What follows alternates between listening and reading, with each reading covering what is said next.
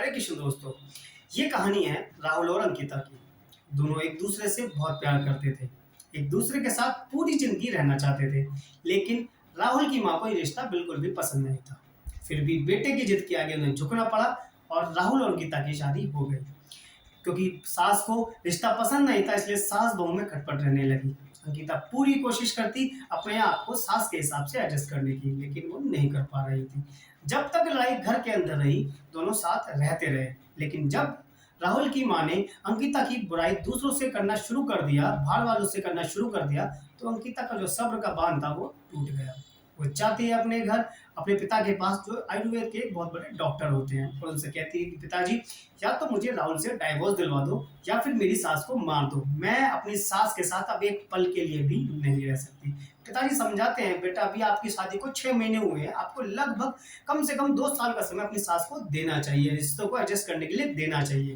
लेकिन अंकिता कुछ भी नहीं सुनती है। वो जिद पे अड़ जाती है कि आपको मेरी सास को मारना ही पड़ेगा।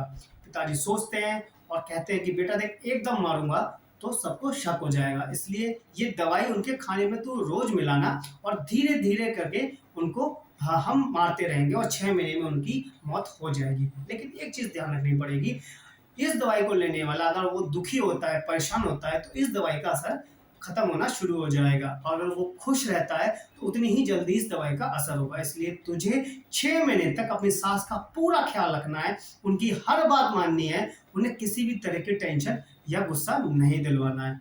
अंकिता सोचती है कि 6 महीने की तो बात है, 6 महीने तो यूं ही निकल जाएंगे, उसके बाद मैं पूरी जिंदगी ऐसे से रहूंगी, आराम से रहूंगी। वो दवाई लेके अपने घर चली जाती है।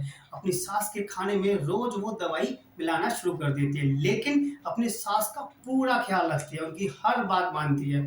महीने 2 महीने के अंदर अंकिता के बिहेवियर में आए हुए इस बदलाव की वजह से उसकी सास के बिहेवियर में भी, व्यवहार में भी बदलाव आना शुरू हो जाता है। अब वो अपनी बहू की तारीफ सबसे करती हैं और कहती हैं कि भगवान ने मुझे दुनिया की सबसे अच्छी बहू दी है, भगवान सबको ऐसी बहू दे। और अपनी तारीफ और ये सब बातें सुनकर जो अंकिता के बिहेवियर में जो एक दिखावा था, वो सच्चाई में बदलना शुरू हो जाता है, और वो भी अपनी सास से बहुत प्यार करने लगती है, उनकी इज्जत करने लगती है। इसको ध्यान आता है कि वो अपनी सास को रोज जहर दे रही है। वो जाती है अपने पिताजी के पास, बहुत रोती है और कहती है, पिताजी मेरे से बहुत बड़ी गलती हो गई, मैं अपनी सास के बिना नहीं रह सकती, आपको कैसे भी करके उन्हें बचाना होगा। तब पिताजी मुस्कुराते हैं और कहते हैं, बेटा तेरी सास को कुछ भी नहीं होगा, क्योंकि जो मैं तुझे दे रहा था वो तो केवल एक हाजमे का चूरन था। दोस्तों, रिश्ते तोड़ना बहुत आसान होता है, रिश्तों को संभालना बहुत मुश्किल होता है, लेकिन अगर हम थोड़ा सा कॉम्प्रोमाइज करें, थोड़ा सा समय अपने रिश्तों को दे, तो रिश्ते इस तरह से मजबूत हो जाते हैं कि उनको तोड़ना लगभग नामुमकिन हो जाता है।